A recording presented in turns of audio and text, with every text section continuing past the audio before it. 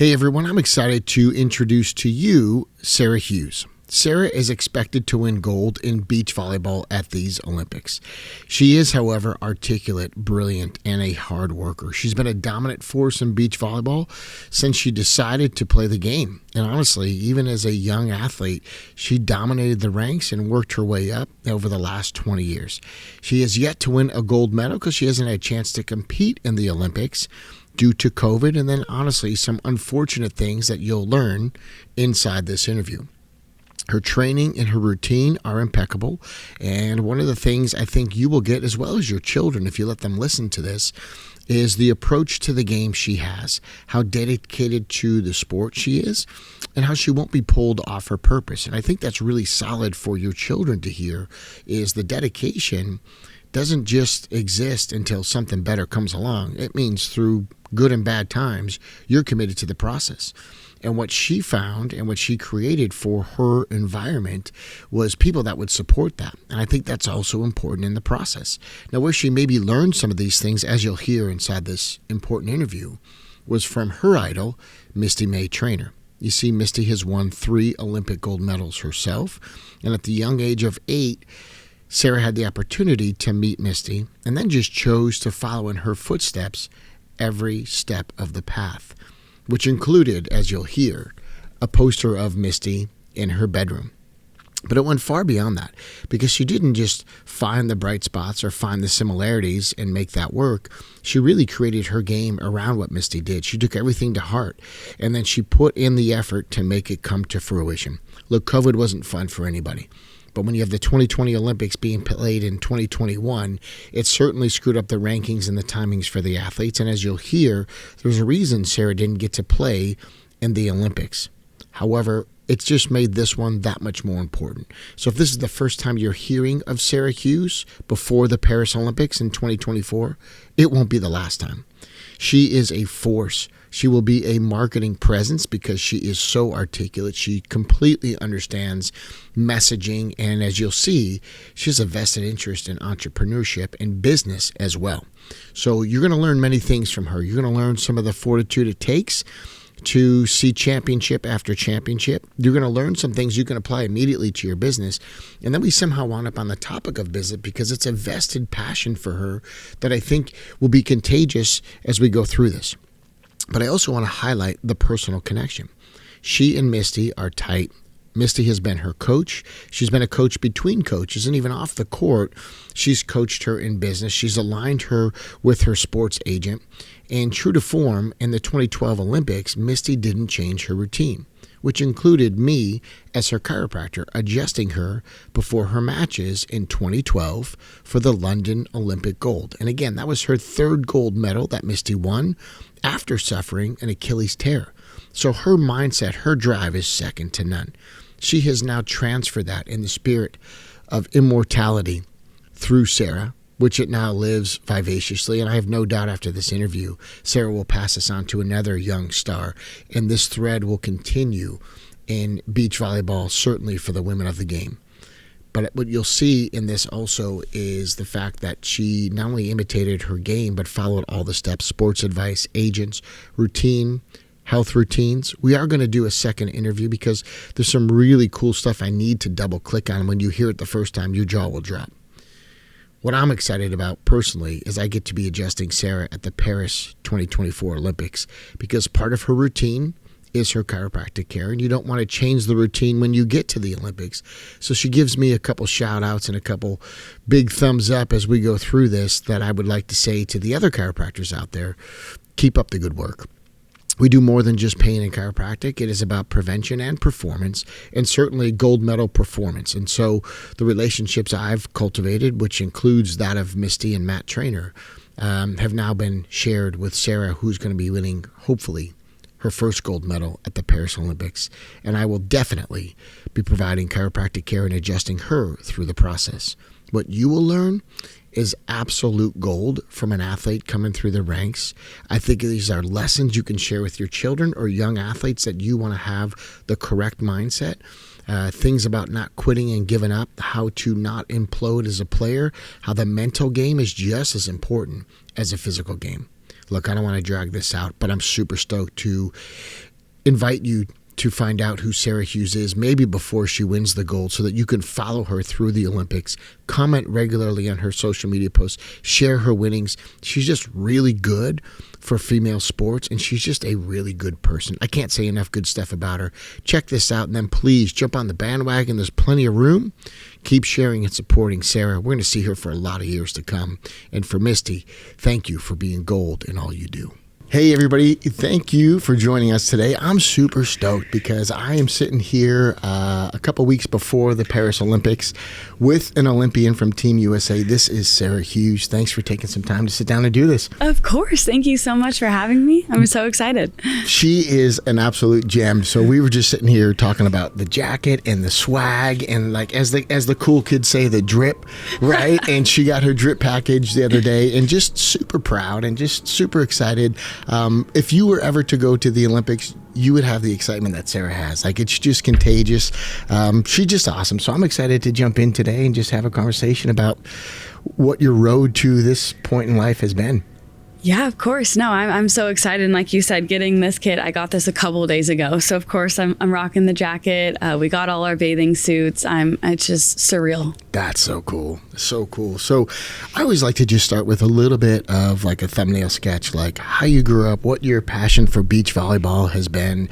Obviously, we'll get into the Olympics and some of that stuff, but just kind of the backstory a little bit of how we got here, wearing the cool jacket and going to jump on a plane in a few days and head out to Paris, and then all the excitement, anticipation, opening ceremonies. Like, we'll get there. But just give me the young version of Sara Hughes. Yes. So I am born and raised Southern California. I grew up in Orange County, Costa Mesa to be exact. And amazing family. I have two older siblings, Lauren and Connor, and both mom and dad, really great athletes. So I just was always immersed in the athletic culture. My mom would tell me, she's like, Sara, you would just beg me to put you in any sport, and you had to be old enough, right? So I think my first one, I ended up playing soccer, like, most young kids do. But being the youngest of my siblings, I just always had to keep up with them. Yeah. They always say, Sara, we always try to run away from you, but somehow you always caught up. That's cool. So I just loved being around them, and they played sports. They played volleyball, and I was always dragged along to every one of those tournaments, and I would always grab a ball, play with my mom, and I fell in love with it. That's cool. And I remember the first moment when I went to play beach volleyball. I was 8 years old down in Huntington Beach, and I was doing a little tryout for a coach down there. His name was Bill Lovelace. And I knew in that moment, after I was done with the tryout, I looked around and I said to myself, like, this is what I want to do for the rest of my life. That's awesome. And it doesn't sound real, but like, it was so real to me. And there has not been a day since that I haven't wanted to play beach volleyball. And I always wanted to go to the Olympics. And I always had the best role model, Misty May, who actually practiced a few courts away from me. That's so cool. So from that young age, my coach brought me over. He said, if you want to be the best, you have to watch the best. Awesome. And lo and behold, I was watching Misty May. That's so cool. So we both have mutual admiration and respect for her, right? And for sure, she's a part of your journey. I just think, having role models and modeling successful behavior is huge, but there just isn't anybody better, right? Like, she's just an amazing person off the court as she was on the court. And she tried to inspire the sport, really, for young girls everywhere to play the sport, I think was super cool. So for that to kind of come full circle, because now she's going to be doing the commentating and the announcing for the Olympics, right? So she'll be in the booth while you're on the court. And in her words, you're a bit of a protege. Oh, I mean, that's so sweet. Like you said, it's all coming together. Yeah. Knowing her since I was 8, her inviting me to some of her practices to serve, balls at me, and I was just a target. I was running around getting balls for her, and she's just so amazing. Yeah. She was my volunteer assistant coach at USC. That's so cool. I remember, I still get nervous in front of her, and I've known her for a long time, right. And she's a mentor to me, but she's so cool. She is cool. Simply the best. So I appreciate everything she does. On. But I think you were kind of made for that job, right? As being the youngest sibling, like chasing balls, running away from people, like have people serving balls at you. It just sounds right. But I always kid with young athletes. It's like you almost have that little sister strength. right? Where you're always trying to keep up with the older siblings. And I've said for many years, like, the youngest in the family oftentimes has the advantage. You probably felt disadvantaged because you were younger, smaller, but the truth is, like, just trying to keep up and doing that, like, there's just a competitive fire, I think, sometimes with younger siblings that can't be taught because they're just always trying to keep up. So, and I don't discount what you said there a minute ago. At 8 years old, knowing what you wanted to do for the rest of your life. Like, I hope people can find that anywhere in life, whether it's business or in sports, but just find that calling and go, this is what I want to do. I don't doubt it, because here we are a week before the Olympics and you're doing it. You know, so that maybe sounded premature to some people, but that moment of clarity you had, I wish that for more people. Right? Because when you find it, it's like you don't really work a day after that. You're just pursuing a passion. Exactly. Exactly what you said. It's not a career. It's not a job. It truly is a passion. And, I'm a Nike athlete, and Phil Knight actually said that in his book, Shoe Dog. And I related to that so much because it's like, yes, this is how I make a living, but I love it so much. And there's a lot of hard days, but I wouldn't want any other. Love it. Yeah. Love it. And the fact that Nike's looking after you and taking care of you at this point in the career too, that's even a feather in the cap, right? Because it's one of those, like, hey, they don't do that for anybody. They don't take on, an arsenal of athletes. They just select the best. And so for you to be in that category, I think really speaks to the quality of an athlete you are for maybe the people who aren't familiar with the sport. Like, top of the game, ranked number 1 in the world going into this. That's a part I want to get to in a minute, but at 8 years old, you found your passion. Was it always easy playing club volleyball? Was it always easy coming up through the ranks? Like, was it always a cakewalk for you? I was always pretty steady when I was younger. I played both indoor and beach. Mm-hmm. It was so much fun being able to do both. And, trying out for my first club team, I made the ones team. And I remember, like, this is so exciting. Right. Will I play? Will I get that opportunity? And I was just like, it didn't matter because I just loved what I was doing and I was putting in the work. And so naturally, I made those ones teams. I was winning a lot of tournaments on the beach. I was being, recruited for USA Volleyball at a young age. So yes, it has been a little bit of an easier path of like being at the top, but I think that was like naturally from a young age there. But of course, the dedication was always there. Yeah. And I always loved it. And not only that, I had such an amazing support system as an athlete, like even at a young age. My mom, my dad, my grandma, they were at every one of my tournaments. And so like I always felt that support from them. And a lot of the times how I feel when I play is like, I'm not just doing this for myself at all. I'm doing it for everyone around me because they help me achieve my goals, and I can't thank them enough. So it's like when I don't do well, like I'm like, I just don't want to disappoint my family and my friends. I think that's a good message for young athletes listening too, is like, hey, I know you put in the work and it's hard on you and it doesn't always go your way, but there's other people sacrificing too and supporting. And I think how you show up for those people, your grandmother, your parents, that matters, right? And you don't want to disappoint them. And I think, sometimes for the athletes listening, just a quick reminder, there's other people supporting you in this process, and be grateful and have that. But you really did establish yourself as a dominant force early, and then you maintained that, right? Like through the juniors, through the U13, even before you got to college, like you were winning tournaments left, right, and center. Yes, when I was 8 years old, I played in my first tournament with my partner. We took a bronze, and then after that, we won gold every single time. And that was, of course, it's always fun when you're winning. But like I said, I never really thought much of it. It was just like, I'm out here, I'm having fun. Right. I'm with my best friends, I'm playing. But I was always very competitive. I wanted to win. Right. But like you said, it just kind of carried through all the way to college and now in my professional career. So 1 bronze, and then you just started the domination tour. Yes. But even that, right? Like there's a little bit of a setback. There's a little bit, and a word I like to use for that, for younger athletes, you can tell me if you agree, is you harness it. Right? So a bronze wasn't a gold, and for you, maybe that was motivation to get to where you wanted to go. Is that fair to say? I think that's so fair to say. And I mean, and it's just not been easy in my career. I was making a run for the 2020 Olympics, and we were doing really well. We were ranked the top U.S. team, and then unfortunately the partner I was playing with had an injury that actually stopped her from playing volleyball. Oh. And at the time, I couldn't qualify with anyone else. There wasn't enough time. And COVID hit. There wasn't 12 tournaments. So I was just, there's nothing I could do. Right. It was out of my control. I could no longer make the Olympics, and like everything I'd worked so hard for. And that was 2020. Yes. Everything I'd worked so hard for was gone in an instant. And let's talk about that, because I'm sure anybody listening's had an injury, a setback, an unexpected thing. I mean, shoot, COVID. Yeah. Right? Like, I think they played the 2020 Olympics in 2021. They did. Right? Like, how crazy. So talk me through that a little bit.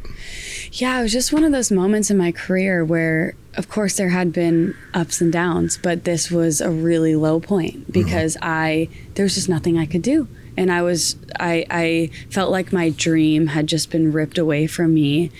And it was one of those moments, though. What am I going to do? Am I going to sulk? Am I going to feel bad for myself? It's like bad things happen to people all the time. But I truly believe it's how you respond to those things. So yes, it was very hard. But I took a deep look at myself and I was like, my dream's not over. I can still make another Olympic team. This is what I want more than anything. And so my response was head down, work.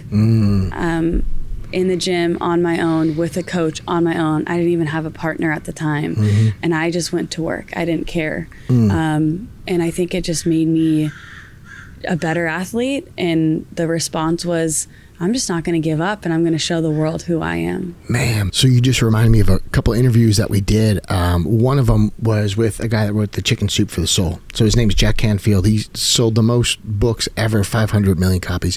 But one of his equations that he does is E plus R equals O. And you use the exact word. So an event happened, your partner wasn't there, and not enough time to qualify.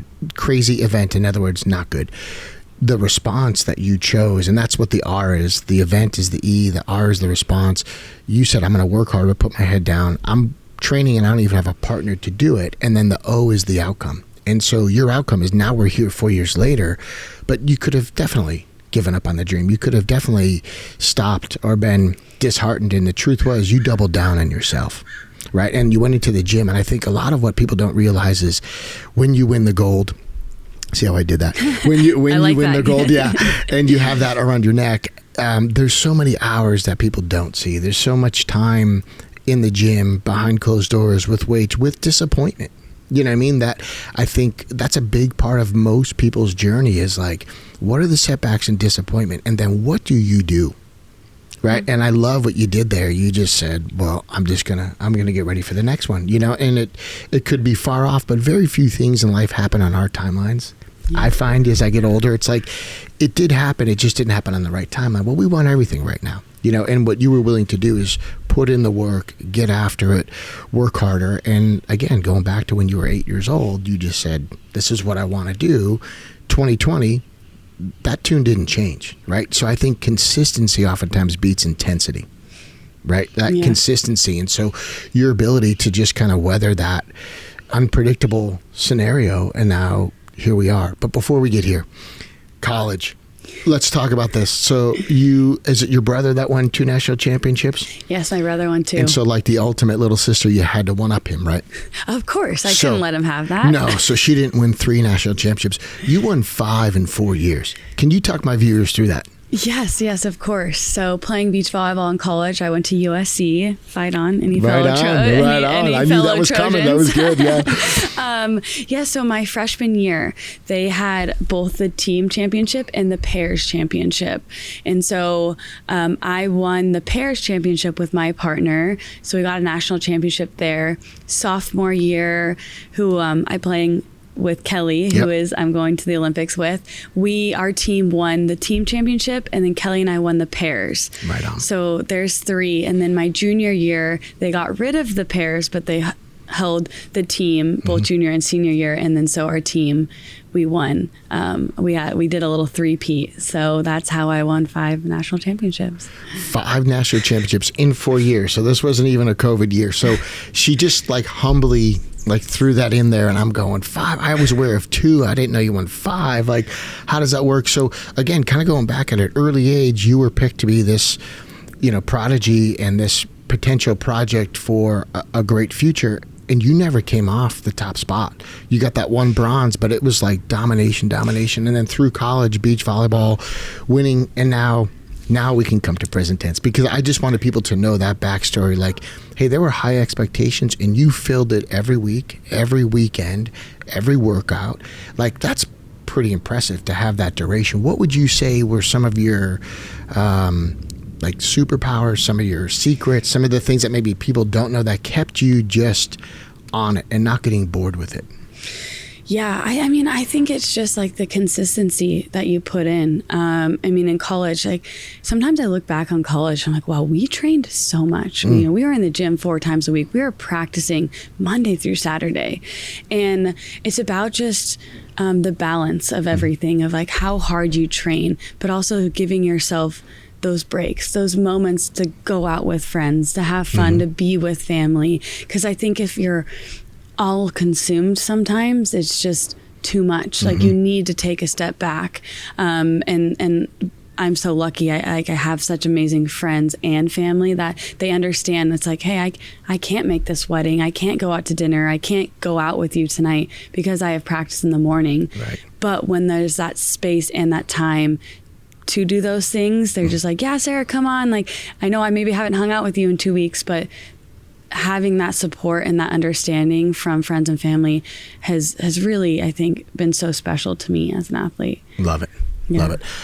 One of my big things is to kind of tell people to pull away from time to time. And the way I would describe that is you have to unplug to recharge. Right? You kind of have to get away a little bit, and then you come back sharper. Has that kind of been your experience? Oh, definitely. Yeah, that's such a good way of putting it. Unplug. Yeah. Take a step back. Just because sometimes even I find it hard as an athlete, even when I do unplug, I'm like, oh my gosh, am I eating the right things? Right. What do I need to do? Do I need to get in the ice bath? Do I need to be training? But sometimes too, when you take that 4 days off, it's like, wow, my body feels a lot better now. Right. And then you go back to competing, and I'm like, wow, I'm playing better. Right. My mental, my physical, everything feels better. So I think it's really important. Love it. Yeah, that unplug to recharge. Another way is maybe people who are, there's a good example of 2 people chopping wood, and one guy chops all day and the other guy keeps taking breaks, and the guy that's taking breaks chops more wood, and he goes, how does that work? And he goes, well, when I took my break, I was sharpening the axe. Right, so you come back and you're more efficient in what you do. I think there's also an element of really successful athletes like yourself where maybe you get bored with success. How did you not get bored with it? Because I think some people are like, it doesn't matter what I do, I always win. Or maybe that's a bit of arrogance mixed in there. But there's just something to it where not getting bored with success is a real thing. So how did you kind of navigate that? Yeah, I mean, that's a really interesting question. I think for me, I never really thought about it. Like, obviously, we were at the top of our game. Even in college, Kelly and I had a 103 winning streak. Yeah. And 103 consecutive wins. And honestly, I never thought about it. Right. Like, I was just out there playing, doing what I love. And it was like, and I just wanted to win. I wanted to be at the top, and I wanted to like just beat everyone. So right. it just came with the success was there, and just putting in the hard work, having the team. Because it's not like, I think too, a lot of times, especially right now, there's a lot of I in athletes. I want the best NIL. What can you do for me? Right. And for me, it's like, I was just so grateful to get the opportunity to have a full scholarship in college, to be a part of something far greater than myself. Because it's like, I took a chance on beach volleyball. I gave up indoor to play beach, and people are like, you're crazy. Beach volleyball might not even succeed in college. I was like, listen, this is my passion. This is what I want to do. I want to try to help the sport. Right on. And now it's the fastest growing NCAA sport in history. And all the girls that are just playing beach volleyball now, it just makes me so proud to see that. Yeah. And so like for me, it's like, it wasn't necessarily like, oh, I have to win. It just comes naturally for me, I think. Cool. I don't think I've really thought about it. I don't know if that's the answer you're looking for, but no, there's no wrong answers. I think a lot of what I'm hearing too is support, friends, family, grandmother. Like you had an environment to support you with. Yes. Right. And so it didn't matter what was going on, parties or weddings. It was like, hey, Sarah's committed to beach volleyball. And I think there's something there too for athletes. Like when you put your flag in the sand and say, this is what I'm doing, there will always be people that try to pull you off it. Yes. There will always be people that try to catch you on a weekday or a soft day. And if you're just like the easiest percentage in life is 100%. If you're just committed and this is what I'm doing, well, then there's your answer. I have practice in the morning, so I can't. If I don't, I'll be there. But otherwise, I can't. This is what I'm committed to. But it was like music to my ears as a coach, hearing you say some younger athletes are worried about their NIL deals and go, what can you give me? Instead, your gratitude came through, which was, hey, I'm appreciative of these opportunities. I'm committed to this sport. Regardless of the future, this is what I'm going to do. And I think there's a bit of a processional effect in the universe when you go, this is what I'm all about. And then all of a sudden the resources and the right people will show up when you're fully committed. When you're not, I find those things don't show up. No, that is so true. I think it's who you are as a person. Like, you attract other people around you. And currently, I mean, throughout my career, I've had everything lined up of having the best people around me. Mm-hmm. And then, right after I finished my NCAA eligibility, I met with an agent, a business manager, and Tom McCarthy, who actually represents Misty as well. I met with him right away, signed with him. Yeah. Like, this is my guy, this is my person. And he right away, he's like, I want to represent good people who want to make a difference. Mm-hmm. And we aligned so well. And what we've done in business has just taken off. And I credit him to most of that because he's just absolutely incredible. But like the team, how we work together. And then I find this trainer, my strength and conditioning coach. His name's Mikhail. And I found him about 2 years ago, and my life has changed. Right on. And the other day in the gym, Tom's visiting me. I had Mikhail and Tom in the gym together, and I was like, this is all I need. Right on. These are my people. This is who I want to get better for. This is, if I have any problems, I go to them. So I don't know. It's just knowing that I have those people around me, and my training, and how well Mikhail's helped me build my body, and how I'm performing on the on the court, and mentally, he is just a positive light in my life. And I want to do it for them. Yeah. And just as much as like they appreciate my dreams and they want it for me. So it's really special. It's super special. And I can see the emotion in your face as you say that. It's like they do pour into you. And I think there's something different, even watching or as a coach or as an agent, certainly as parents, but there's a lot of people winning through you, and your big plays and your highlights, or you on television, like all of these things, people are like, hey, I'm a part of that journey. Like, it's really special how you appreciate them too, because then that becomes inclusive. And you mentioned something earlier, a couple minutes ago, about not looking at the consecutive win streak, but I just almost like I want to win today. And it was the next match, and I'm paraphrasing a little bit, but you weren't aware of the win streak, I think, because you were present time focused. You were just, this is the match, this is the team we're up against, we got to beat these. And then we got to beat this team. And then we got to beat this team. And so for you were just in the moment, which I think a lot of people who can manage the mental fortitude to do that, that's when they set records and go on win streaks. And so I give you a ton of credit, because just to stay focused and not be gloating, looking over your shoulder, like that is the mark of a champion. You're on to the next. And yet the way you win is you're in the moment. And there's very little in the past that comes into play. Yeah, I think that's huge. And I think as I've, developed my professional career, learning that of staying in the present moment, it's not easy to do. Right. Because, especially in beach volleyball, it goes so fast. But if you're thinking about what just happened, or you made a silly error, or, did something that it shouldn't have maybe done, it's just like, if I keep dwelling on that, it's going to affect the next couple of points. So it's about trying to let it go and move on, and not only thinking what next, like, well, what shot should I do next? I missed this one, they dug this one, and then you're overthinking. Yeah. And so what I like to do is, like, when I'm on the court, like, really take a deep breath.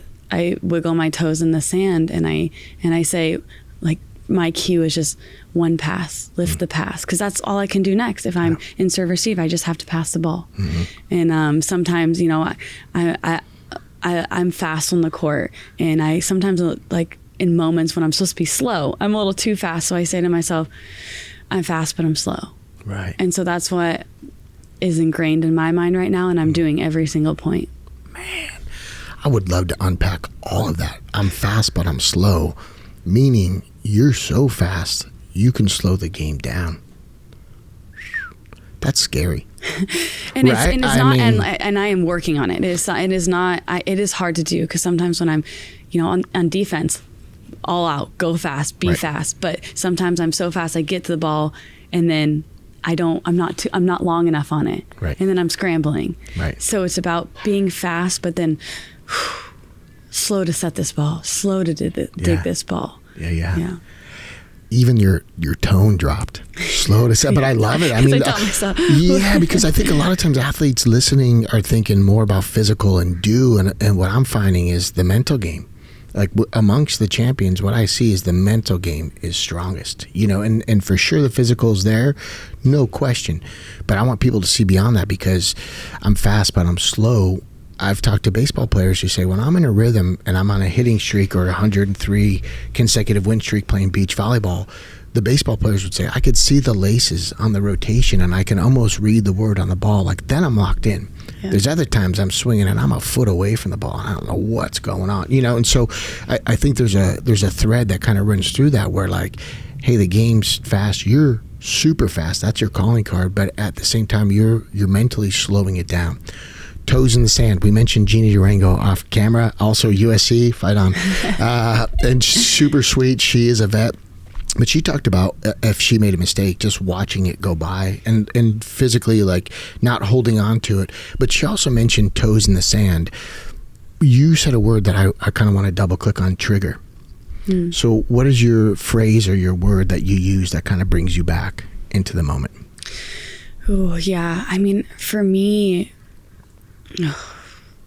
right now, I think it's just that moment when I'm in the serve receive position where like there is a lot of stress. Are they going to serve me the ball? And what brings me back right now is saying one pass. Mm-hmm.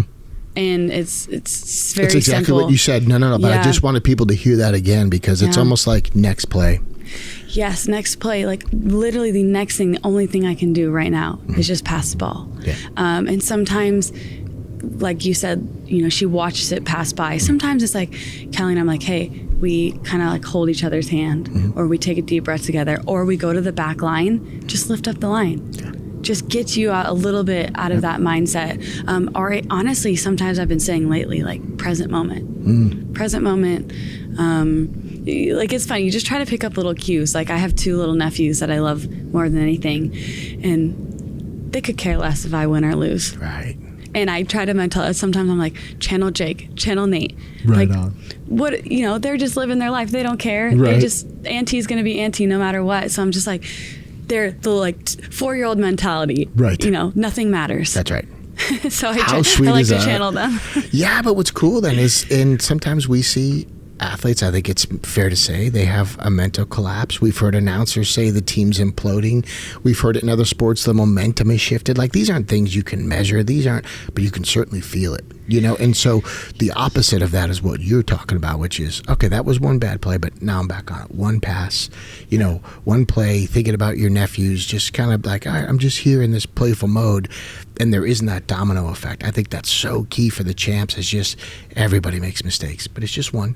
Yeah. And now it's one pass, and you just slow it down.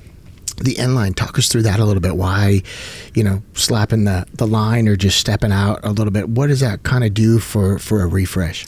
Yeah, it's literally our reset. Mm-hmm. It's okay. We don't have, sometimes I think you're rushing, especially when things aren't going your way. The other team wants to go back and serve. And then you're like, oh, we don't call a timeout. Sometimes you just like forget about these things. So it's just a split second where you can turn around, go walk a little bit, lift up the line, and just be like, reset, new ball, new play. Mm-hmm. So it's just more of a moment to just slow the game down rather than like, yes, it is a reset, but it's just like, let's just slow down for a second. Yeah. Like we're going too fast. Yep. So that's just kind of... I love it. And I think athletes too, a lot of times there's that kinesthetic part of it where touching, holding hands, being in a huddle, high-fiving, knuckle jives, hugs. It's a big part of any sport, really. It's just that touch. So I think having a 2-person sport, again, where it's just you and Kelly, having that connection has got to be critical. Yes, it is so critical. And we've changed some of our things in our game lately to have that touch where it's like, like I said, to slow down. Sometimes we just go really fast around the net.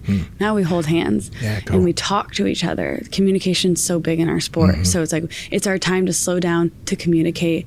Sometimes we don't even say anything. We just breathe together. So it's a good little moment for us to just, winning or losing, like we are here for each other no matter what. Man, is that intimidating for an opponent? Right? I mean, if the other team's locked in and together, there's not a weakness in the game, especially when you're ranked number one. We got to pull it up. And then you're putting pressure on the other team. So I think a lot of that fortitude, too, and staying together, man, it really puts pressure on the other team. Yeah. So here we are the week before the Olympics. You've got your mentor going to be in the box commentating. What is a song you listen to that gets you into state? What is like the pre-game jam? What are a couple of tunes that do it for you right now? Right now, there's... Oh my gosh, that's a hard question. There's a remix of "Girls Just Want to Have Fun." All right. That Kelly and I, that's our team right now. We really like getting pumped up to that song. Cool.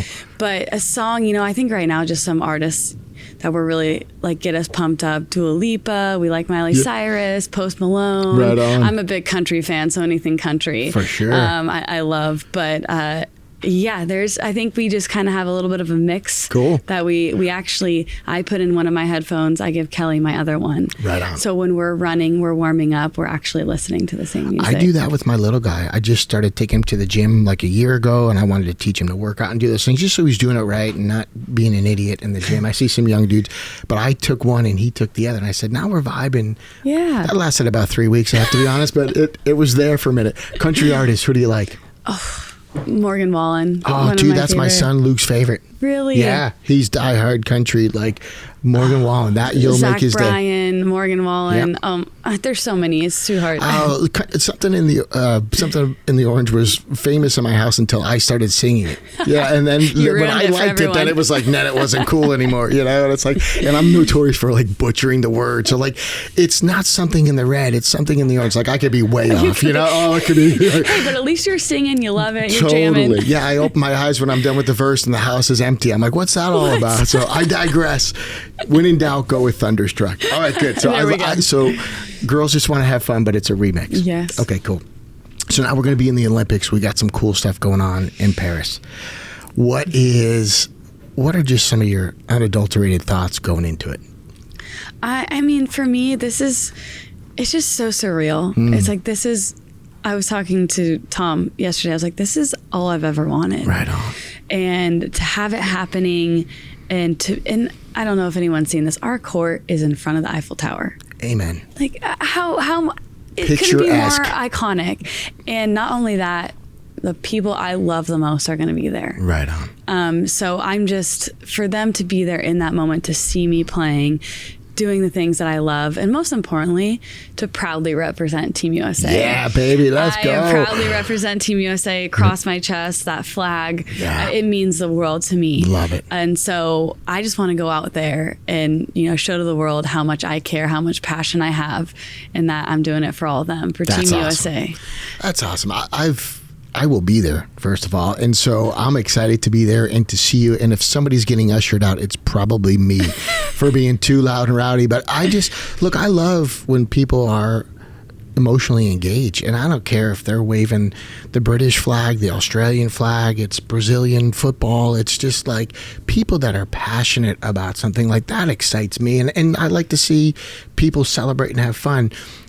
But deep down, I'm a diehard American. Like I'm all about Team USA, and I'm so stoked to see that unfold. But you're exactly right. It's in the shadow of the Eiffel Tower. There isn't a cooler venue in this Olympics than where you're going to play. So there's a long grass area leading up to the Eiffel Tower. A lot of photos and pictures people will take there, picnics, hanging out. Like, it's picturesque. There's been millions of proposals there because it's just it's a romantic spot, right? So for the love of the game, for you to be in a beach volleyball outdoor court, not an indoor sport, outdoors, in the shadow of the Eiffel Tower, like, that is badass.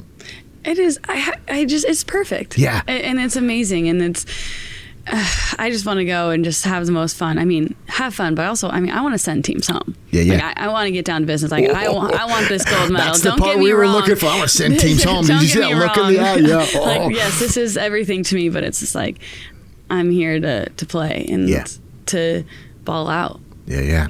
Well, I love that, even that tone change, because now we're talking to a champ, right? So what are some of the strategies you guys have going on? I don't mean necessarily other teams, but like, what are your focus points? What do you guys know, if we execute on this, it's our medal to win?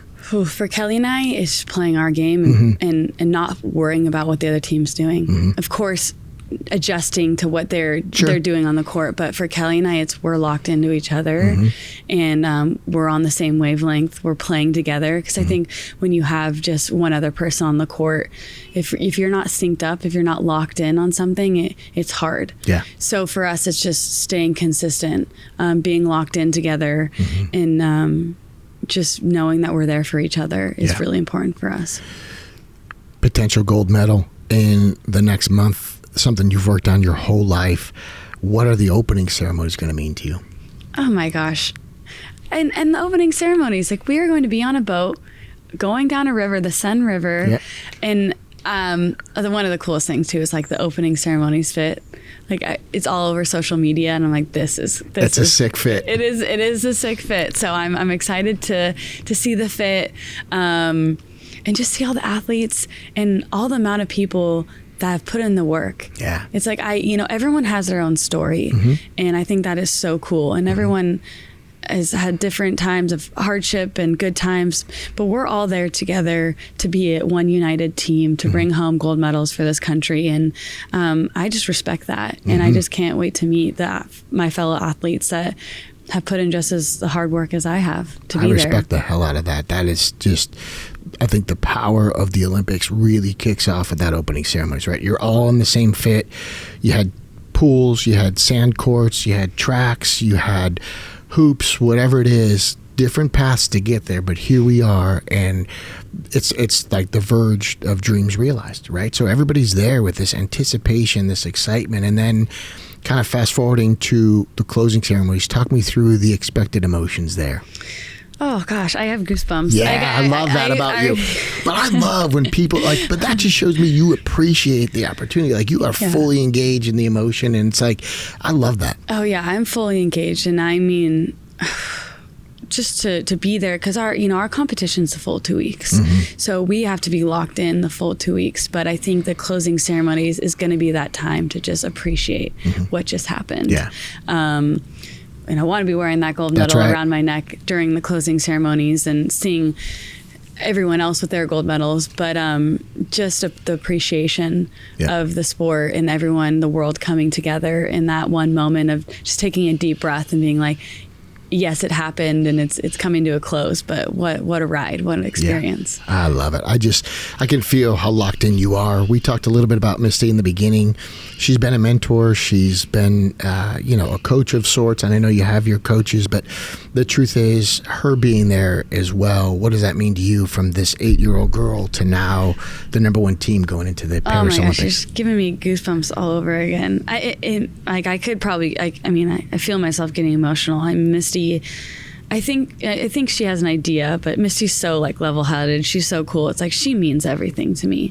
Like, I grew up with a poster of her in my room. Right on. And it's still in my childhood bedroom. Right. And what she's done for the sport, and not only that, what she's done for me is means everything to me. And I can't thank her enough. So to know that she's going to be there, and to have her texting me and believing in me is something else. It's like, I just look up to her, and I want to be a version of her. So it means everything that she'll be there. I love it. And I have no doubt the sentiment you bring, you'll be passing that on to someone else. Right? I have no doubt, if you haven't already started, you'll be a mentor to someone else. And this pay it forward mentality, it's really beautiful. It's wholesome in sports, isn't it? Like, that's what it's all about. That's truly what it's all about. This idea of, what do you have for me with these NIL deals? It's like, the wholesome aspect that you bring, I think, is why more people are going to cheer for you. I want everybody listening to this to be in your corner because they know the story, but it's that appreciation, I think, that boils over for people. It's like, hey, that's someone that really appreciates every moment, good and bad, of what's going on, and has gratitude for the people that have helped them get there. No, totally. I think too, it's like, as I've gotten older within my sport, you're so in it, and you think like, oh, I want to be the best thing. But it's like, you look at Misty and you look at the athletes before her, it's like, people will eventually forget. Like, yes, we will be in history, but it's just like, what Misty did for me, and that I can carry that on to somebody else, and then they can carry it on. Yeah. It's like, that's what it's like to have those moments, and how special it is for everyone to have their own story. It's like, beach volleyball will be behind us one day. Like, it will always be a part of us, but like, some people will forget there will be the next best player. But it's like, if we can continue that tradition of inspiring the next generation, it just means the world. I'm been on board with you 100% up until this point. I'm going to say that sentiment is why you will have immortality.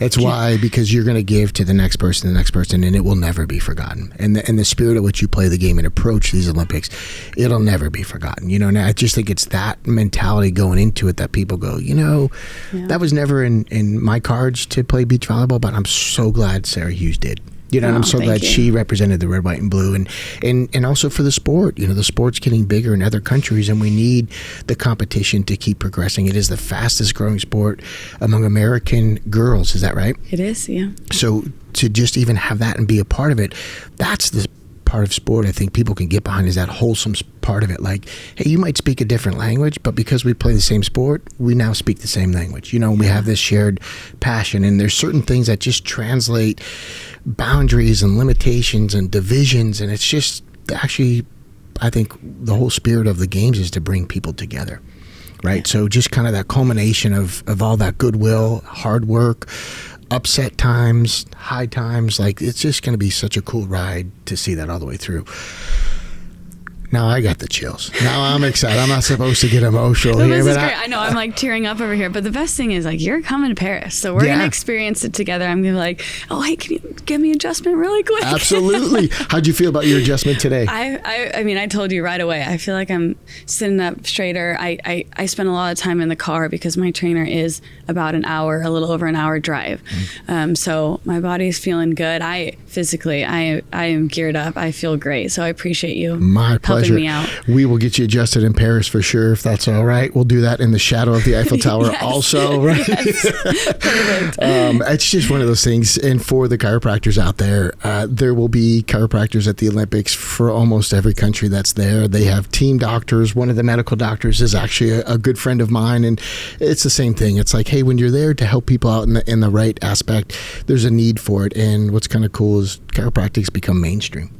Right. Yeah. I mean, it's a part of your routine. It's a part of what you do. And I want the young docs to hear that too. Like, hey, the value of what we provide people is going up, because it isn't just pain, it's prevention. And in this situation, it'll be performance. So I totally appreciate it. Thank you for that shout out. I want to give some shout outs to your sponsors.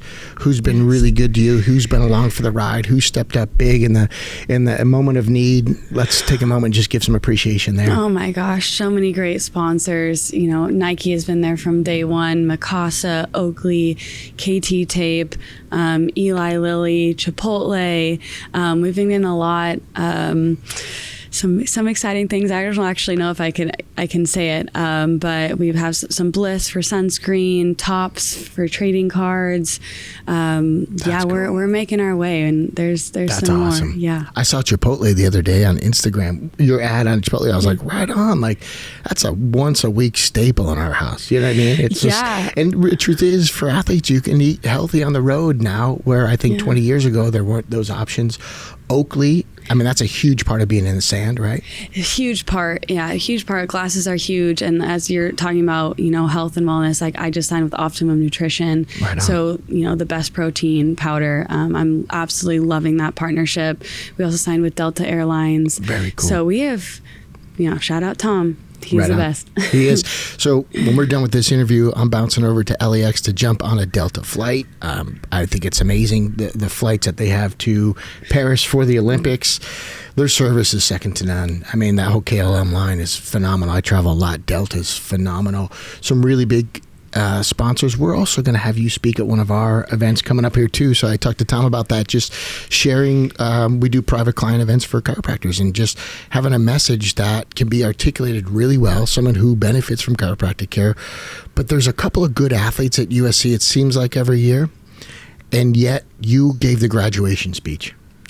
Can we talk about that? Because I know you're too humble to bring it up yourself.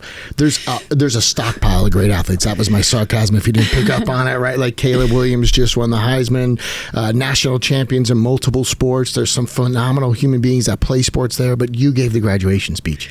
I did, yes. At our athlete graduation, I got the email, and they said they wanted me to speak at graduation. And at first I was like, no way. I can't do that. That's too big of a deal. That's too nice of them to even consider me. And then I was like, you know what, Sarah? No. I love writing, and I was like, I want this experience. I want to do this. I mean, like I said, at USC I would never give up that 4 years for anything. I just loved every part of it. So at the end, to go up there to speak in front of my fellow athletes and the USC staff and my family and everyone else's families was really important to me. Yeah. Humble Hughes. That may be the nickname, Humble Hughes. So listen, if you're a corporate sponsor and you ever want a speaker, consider Sara. We are going to have her speak to a group of chiropractors. We do private client events. She's awesome. And for her to give a graduation speech, again, there's no shortage of talent at USC. And I hear so many athletes that have graduated grateful for the experience. So I think it speaks volumes to how they care for their athletes there. But it's a complete education. And yet there's you at the podium on graduation day addressing the audience. So I'm trying to garner support here for you, if you can't tell. Thank for you. People that don't know who you are, like, absolutely humble, beautiful soul. It's a beautiful game, this beach volleyball. It's a social game. It's a game people can play, late in life and get together and have a cold drink at sunset. And that cold drink could be water. It could be a keg beer. And it's just good vibes. It's a really good vibe sport, right? Like in between points and sets, there's a small party in the crowd. Oh, it's the best. We're in Manhattan Beach. You go down to Hermosa, Manhattan Beach, there's a group of people playing every day. And every weekend it is a fun day. There are people drinking, there are people just practicing, getting better.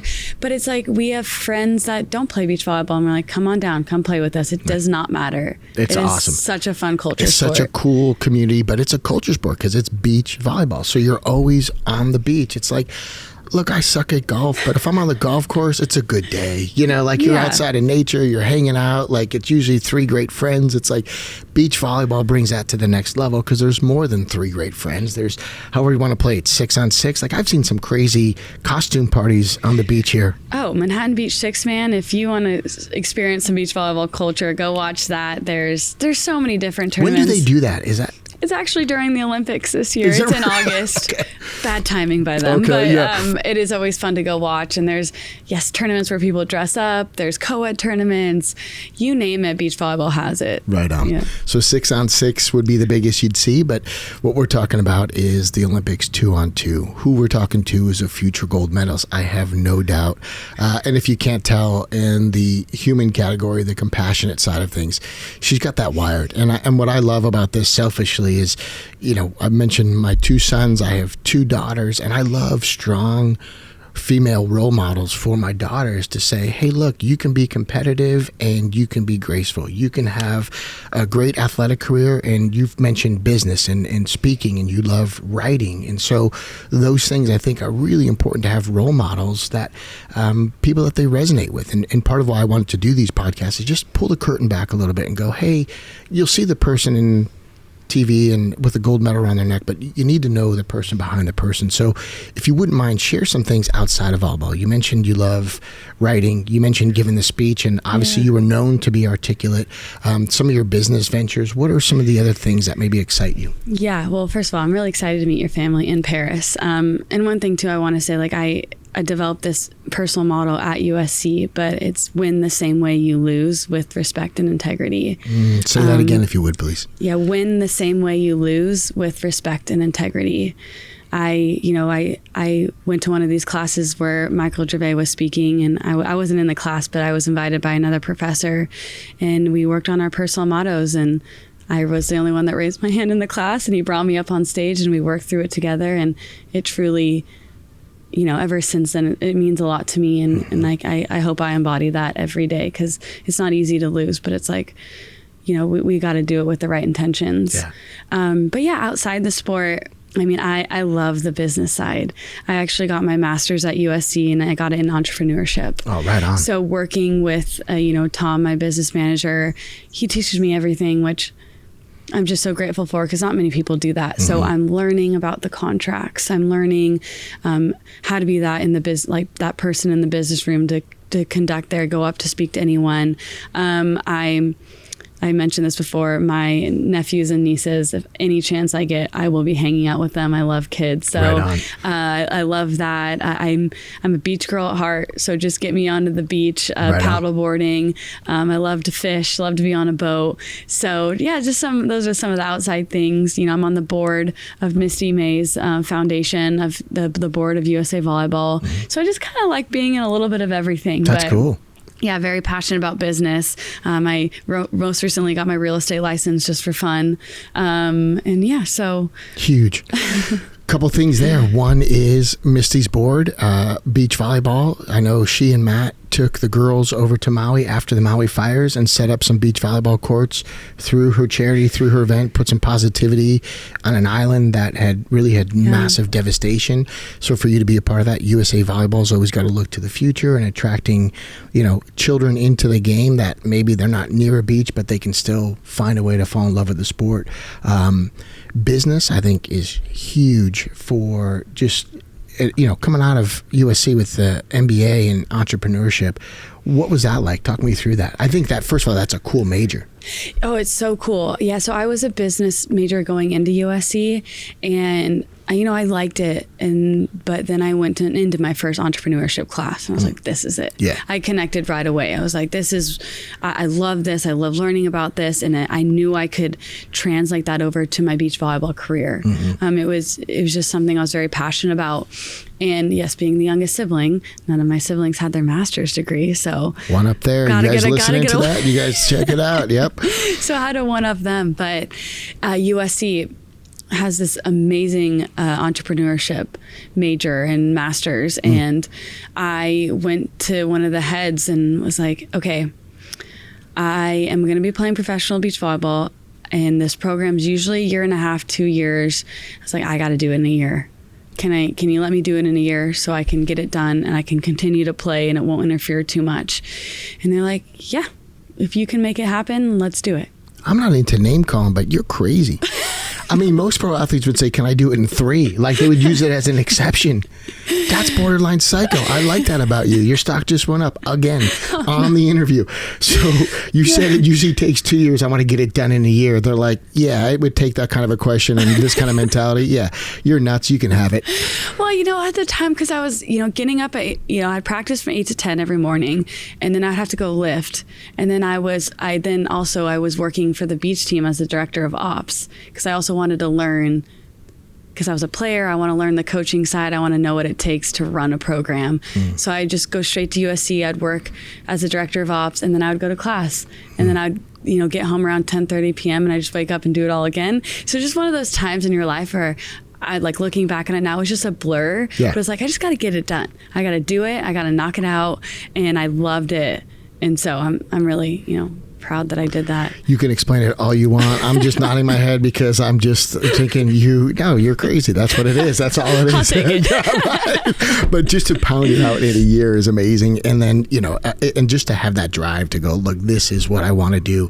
I think it speaks to that. Like, if you know what you want, you're going to go for it, bang it out in a year. It's just like, that's huge. But also, I think the word that kind of came up there was curiosity.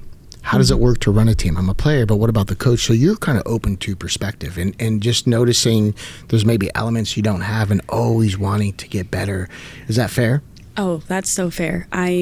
Sometimes like coaches are like, okay, because I'm like, oh, that was really good, but I want to make it better, So they're like, okay, let's just appreciate what just happened. Right. But that's just a little bit, since I was young, that's always who I've been like, I just want to get better, and I want to be at the top. I want to keep learning and learning from people that are smarter than me and that have done it before me. And I think that's the only way you can do it. It's just like, well, one, learning from your mistakes and doing it. But I have amazing people around me that I want to ask these questions to. I want to get better. And I'm just curious because I want to make the sport of beach volleyball better. And I want to represent these players and tell them that, like, hey, because a lot of people are like, oh, there's not that much money in beach volleyball. Yes, there's not a ton of prize money, but it's like, if you hone in on that business side, you get those sponsors, like, you can make this a full-time job. And I want people to know that it's like, if you put in the work, and it's a lot of work, but if you have the right people around you and you are truly who you are and you're passionate about it, it's like you can retire off beach volleyball. You can make it a full-time job. I love it, because what you're talking about is leverage. Anybody in business is familiar with that word, but if you're interested in the things Sarah's talking about, entrepreneurship, leverage is really what she's talking about, which is I'm on the court and I'm ranked number one and we're doing these world championships, but I'm going to leverage that into something else. So more work now equals bigger upside later. Not that this is the best it's ever going to be, but it's setting you up for the future. I think a quick entrepreneur lesson for people listening too is, when you're passionate about the things that you do, the work is required, but struggle is not. And what I'm hearing you say is Tom's teaching you the business lessons. And if I can just translate that in my own words, you tell me if I'm right or wrong. It's almost like your agent is giving you the lessons, maybe from mistakes he's made or things he's done. But what it's enabling you to do is learn the lesson without the mistake. Yeah. So if you don't have to make the mistake, it doesn't set you back in resources. It isn't a waste of time. And when you have a right mentor, they'll teach you the lessons minus the mistake, and you're not wasting time and resources. And I think for that reason, it's of huge value. And you already mentioned your affection for him and your appreciation. So just to kind of double click why that's important is like, hey, look, now you're learning lessons, but you never had to make the mistake. Some people keep making the mistakes because they don't learn the lesson. Sure. Right. Yeah. And you're kind of stuck in that downward cycle too. The first thing he'll say is like, I've been doing this for a long time, Sarah. Right. And I'm like, yes, Tom, I will listen to you. I know what you've done it all. So. and when it comes to business too, I'll just say this. If you're in business, the definition of a business is to turn a profit. If you don't turn a profit, then you're running a charity. And that's great. But what I'm hearing Sarah also say is entrepreneurship excites her because you're going to turn a profit. But for people who struggle with money, sometimes it's a limiting belief, maybe how you're raised, people around you. There's a number of different reasons, no judgment with it. But if money's an issue, I always tell people, hey, good anecdote to that is, if you have an issue talking about money or profitability, you just haven't given enough away. And a lot of what I'm hearing you say too is, you're on these boards, you're doing things with Misty's charity. You guys are constantly giving away. That's what the board exists to do, is to give money away, to put poles in the sand for other kids to play. So again, out of profitability comes growth. And I want that to be the message, that, with money, you can grow things and you can give things, and you can't give from poverty. So be profitable and then give to the causes. Could be a church, synagogue, mosque, temple, could be your sport, could be your alma mater, could be a school, could be your profession, but there's ways to give back. And I want to encourage more people to be an entrepreneur. I just think it's a really satisfying way to live your life. And I'm speaking from my experience, which is you can have success, and a lot of people talk about the money, but what I'm really hearing you say that I want everybody to kind of register is there's also fulfillment. Yes. Right? So there's success and fulfillment. When you have those two things, every day is just bliss, right? It's just super cool. Definitely. So I am so glad we took a detour off of volleyball for just a minute, because that was like, again, the insight you have, like, this is crazy. We could go for another couple hours. We won't, but Sarah's stock continues to go up. Certainly after she wins the gold medal, her stock will go up again. And I want you to know you heard it here first, because she's just a phenomenal human being. There's going to be stories run through the Olympics and some very deserving people. But in particular, I wanted to put a spotlight because all the people around you kept saying just how special your story is and how appreciative you are. And I think that really came across as genuine today. Before we wrap it up, any questions I should have asked you? Anything you want to add? Any people, coaches you want to thank?